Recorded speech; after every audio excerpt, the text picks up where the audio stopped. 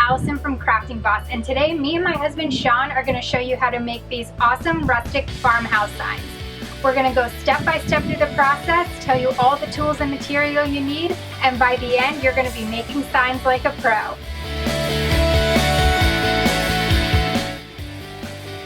Alright, so the first thing that we're going to want to do is we're going to want to cut the sign, the actual piece that we're going to be stapling the border to and putting our design on. So what we did is we went to Home Depot and we bought a sheet of 4 foot by 8 feet sanded plywood, 1/2 inch thick, and that's what we're going to be using today for our signs. So my husband's going to start by measuring out the number of signs that we need. We're going to be making multiples, but they're going to be 12 inches by 24 inches. So we're just going to measure and mark our board to prepare for cut today. You're going to want to take your tape measure across the 4 foot side and make a mark at inch 24. Now along the 8 foot side, you're going to want to make another mark at 12 inches. Today we're going to be using a table saw to cut our signs to give them a nice straight edge, but you can also use a circular saw or a jigsaw, which will get the job done just as well. First thing first is safety. Make sure that your table saw is unplugged before starting. Now what you're going to want to do is you're going to want to use your measurement guide and slide the fence to 12 inches. Once your fence is in place, it's always good to double check the measurement. From the fence to the blade, you want to make sure that your measurement with your tape measure is 12 inches. After this, you're ready to make your first cut.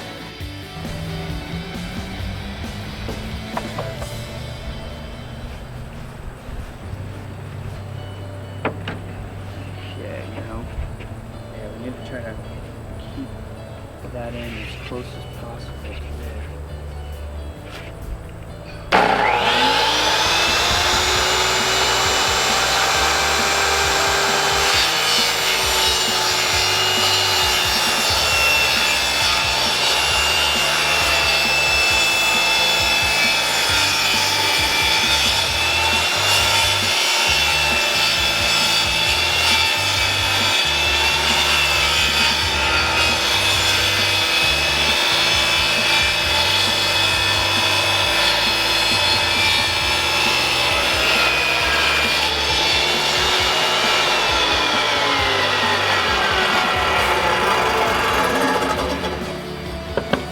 Grab the sign, I'll get this.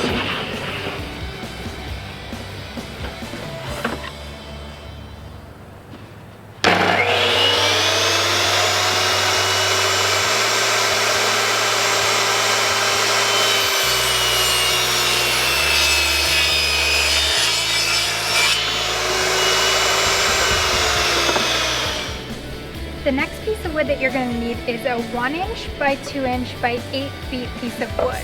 This is going to end up being the framing for your sign. We got these at Home Depot and they were about $1.50 per 8 feet section. Now this is where your measurements get a little tricky. When cutting your frame pieces, there's some things that you need to take into consideration. Your top and your bottom pieces are going to be cut to the exact width of your sign. In our case, that'll be 24 inches on the top and 24 inches on the bottom.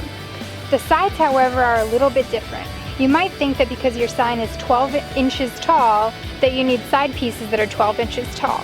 In reality though, that's not the case. As you'll see here, you'll want your side pieces to overlap your top and your bottom pieces. This gives you a nice finished look.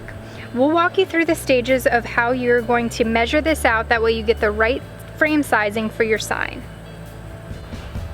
We're going to start off by cutting our top piece and bottom piece for the frame of the sign.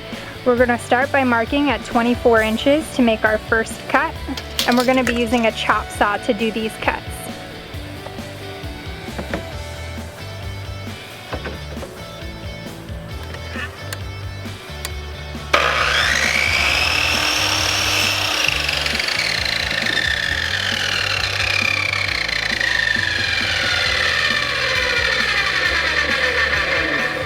Now we're marking another 24 inches, which will be for our bottom piece, and we're going to do the exact same cut again.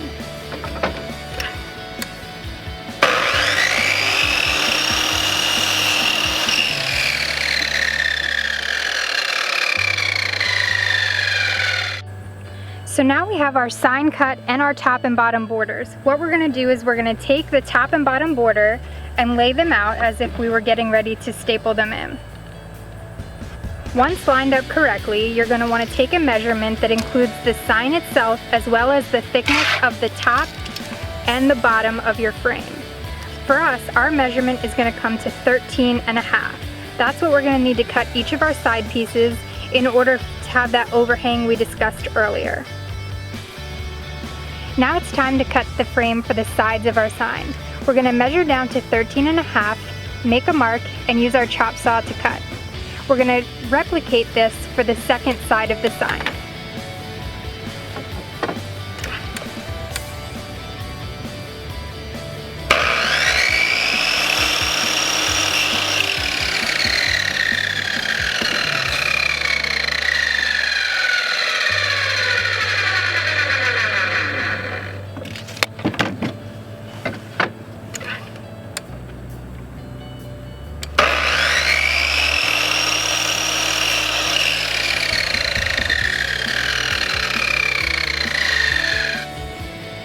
Now that we have all the pieces of our sign cut, I just want to show you how nicely they all fit together.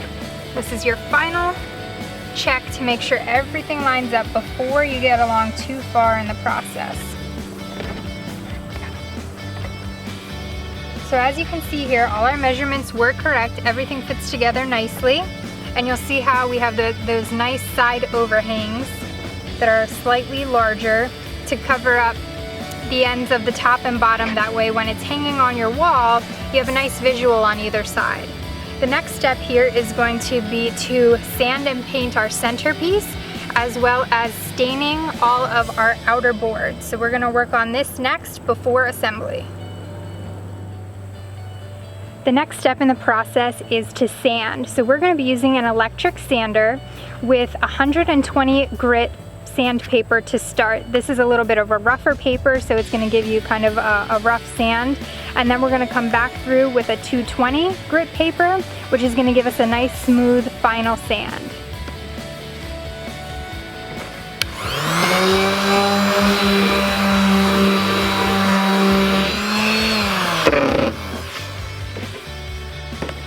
Next up is the staining process. For this process, you're going to take your sand side pieces. You're going to need some sort of stain. Rust-Oleum has a lot of great color options. You're definitely going to want to use some gloves as well as a small rag. You're going to want to dip your rag into your stain and fully saturate your rag. From that point, you're going to take your rag and you're going to wipe it across your boards. You're going to want it to soak in, but at the same time, you're not going to want to put so much on that it takes away from the wood grain texture.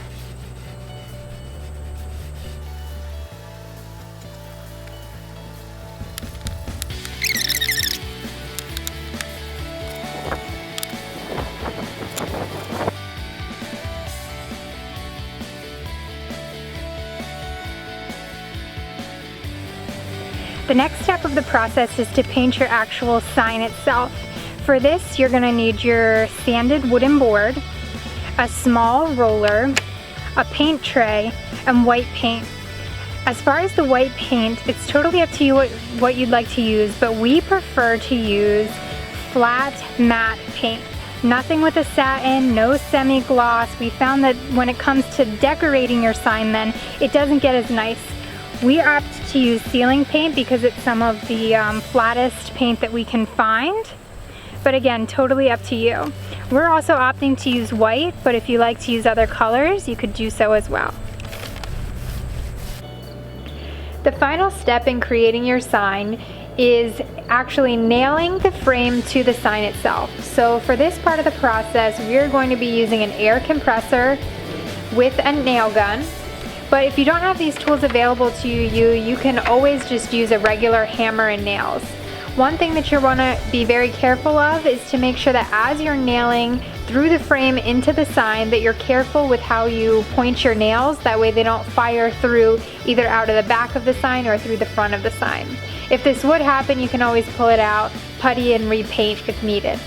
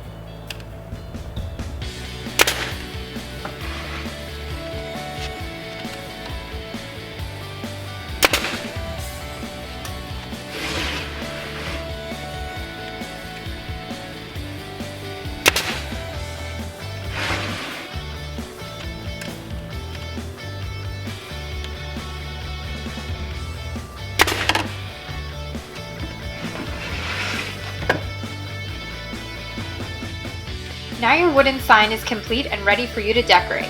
Don't forget, we have a list of all the materials and tools that you'll need in the video description. If you'd like to learn how to add a design to your new wooden sign, be sure to watch part 2 of our Rustic Wooden Sign series.